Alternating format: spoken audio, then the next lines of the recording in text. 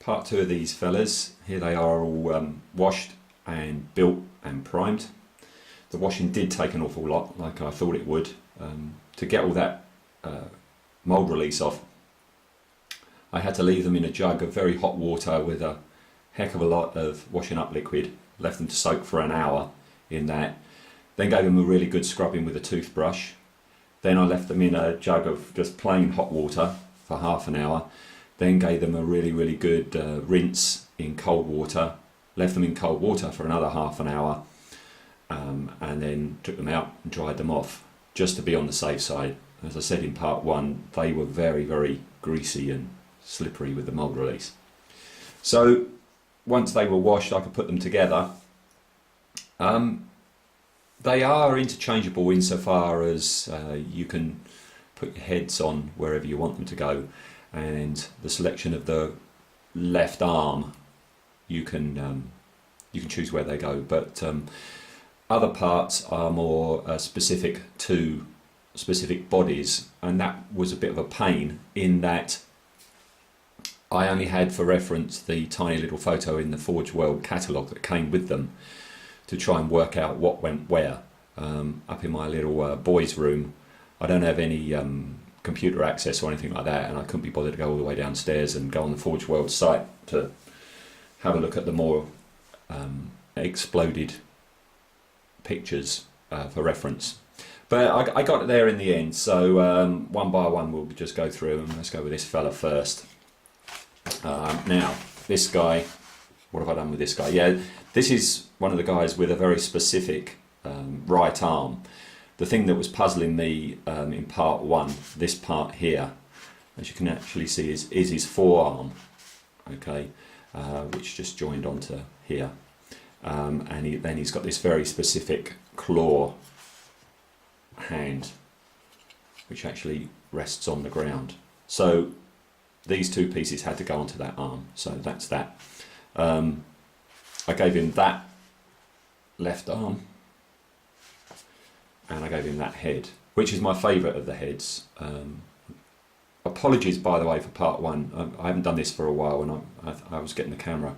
The model was too close to the camera, and everything went blurry. So I think about there you should be able to see the detail of his mouth. That's going to be great fun to do. Very individual teeth, all cast very well. So I'm looking forward to that. But they're Bile trolls, so I'm thinking green muck coming out of their mouths. So it might cover up some of the detail. I don't know. We'll see how we go. But anyway, this is Troll A. As you can see, that's a lovely detail. He's kind of plain. The armour that he's got is kind of plain. He's got quite a bit in the way of puzzles. He's got a nice exposed spinal column there, which is nice. And then he's got this nice shoulder pad here with the 3-circle Nurgle sign incorporating a skull. So yeah, that is Troll A. Okay. Troll B, let's call him Troll B. This is the really quirky face, the thin face with this huge great growth coming up out of the left side of his face. Looking forward to doing that. Giving him just a standard right arm. This hand looks kind of oversized compared to the rest of him. It looks a bit thick and less refined as some of the other detail, but I can live with that. I've put this head on this body because this body has a very plain left shoulder pad, and I knew that the face would cover it up, so I didn't put this head on a body where you had a nice bit of detail like Troll A just then. That would cover it up, and I've put just this very plain claw left arm. So Troll B is the one with the marker Nurgle on his bum.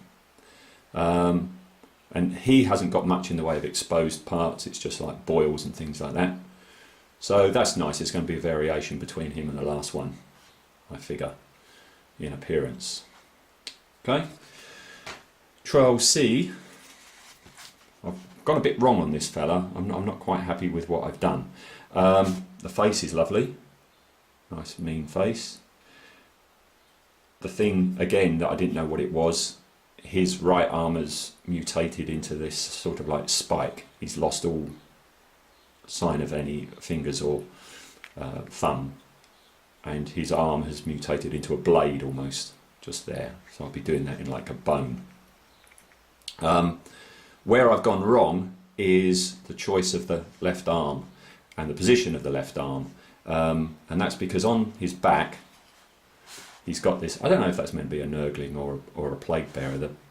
The face is definitely a plague bearer, but I guess he's a Nurgling, and he's sort of like grown into the back of the troll. I don't know if you can make that out, but he's got a nice exposed spine thing, but he's sort of like merged into the back of him, which is lovely, and you know, nothing wrong with that. But this arm, I've used the wrong arm and I put it in the wrong position because I don't like the way that the blade is getting so close to the Nurgling. It's distracting from the fact that there's something on there. Everything's a bit too busy up the top. I wish I hadn't done that, but I've done it, so nothing I can do about it. I'm not going to break that off and redo it. Okay, so that's him. Next thing is put on the base coat. Now, what do I do for the base coat? That's going to be the puzzle.